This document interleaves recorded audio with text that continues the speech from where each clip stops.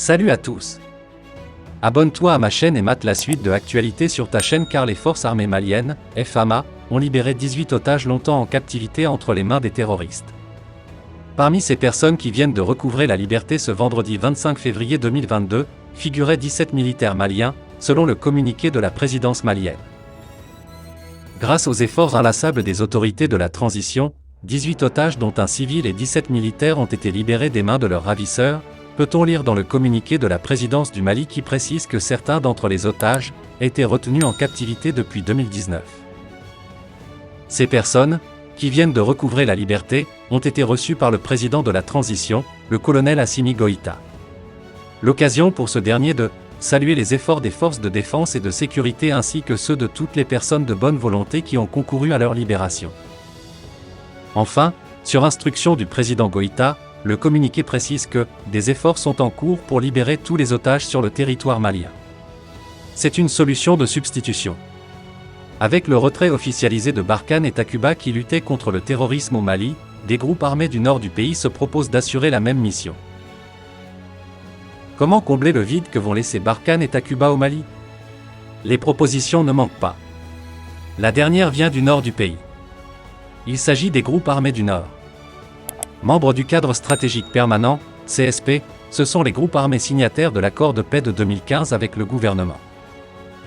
L'on retrouve parmi eux à la fois les ex-rebelles de la coordination des mouvements de l'Azawad, CMA, ainsi que la plateforme des mouvements armés du Nord. Dans la lutte contre les groupes djihadistes qui endeuillent le pays, ces groupes armés se proposent d'être le bouclier de la population dans le même rôle que la force française Barkhane et la Task Force spéciale Takuba. Nous savons que ce sont des forces internationales qui n'ont pas vocation à rester éternellement chez nous, mais nous constatons quand même qu'elles vont laisser un vide sécuritaire aujourd'hui dans les zones où elles étaient installées. Maintenant nos autorités et nous-mêmes les mouvements signataires et l'ensemble des Maliens qui sommes devant un défi, celui de combler ce vide. C'est à nous maintenant de prouver à nos populations, à nos voisins, à la communauté internationale que nous sommes en mesure d'assurer la sécurité de notre pays et de nos populations, fait savoir Moussa Argé Acharatouman, leur porte-parole, tel que rapporté par le confrère RFI. La coordination des mouvements de l'Azawad, CMA, est née en 2014 alors que la guerre au Mali bat son plein. Elle est une alliance de groupes rebelles. Au nombre de ces groupes rebelles, l'on peut citer le Mouvement national pour la libération de l'Azawad, MNLA. Or sous sanction de l'UEMOA, de la CEDEAO, le Mali est mis au banc de la communauté internationale et est quasiment en rupture avec l'ancienne puissance coloniale, la France. Une situation peu reluisante depuis que la junte militaire au pouvoir a commencé à se rapprocher de la Russie. Avec le récent retrait annoncé de Barkhane et certainement de la Takuba dans les prochains mois, les autorités maliennes avec certainement l'appui des Russes continuent de se réorganiser afin de faire face à la menace djihadiste entre autres. Depuis 48 heures, le ministère de la Défense mène une campagne de recrutement spécial dans les forces armées. Dans un communiqué signé du général de brigade Ousmane Ouelé, chef d'état-major adjoint des armées maliennes, l'on note que la campagne de recrutement spécial dans les forces armées au niveau des localités du centre et du nord du Mali va se poursuivre jusqu'au 30 avril 2022 pour une seconde phase. Sont concernés les jeunes hommes en possession de matériel de guerre et de nationalité malienne âgés de 18 à 30 ans, au 31 décembre 2021.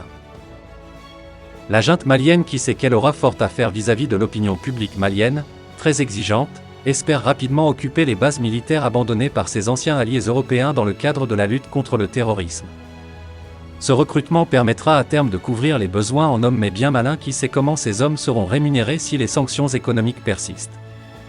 Notre liberté et la survie de notre nation dépendent de la puissance de notre armée.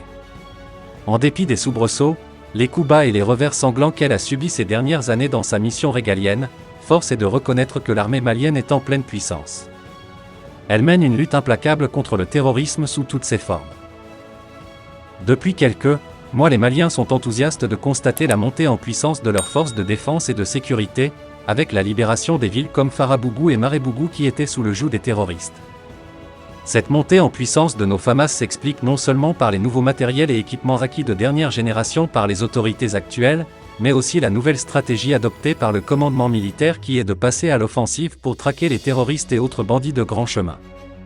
Cela grâce des opérations spéciales d'envergure comme Opération Keketigui et Maliko. Celles-ci ont permis à l'armée malienne de cumuler davantage de victoires satisfaisantes sur l'ennemi en longueur de journée que ce soit au centre, nord et le sud du pays.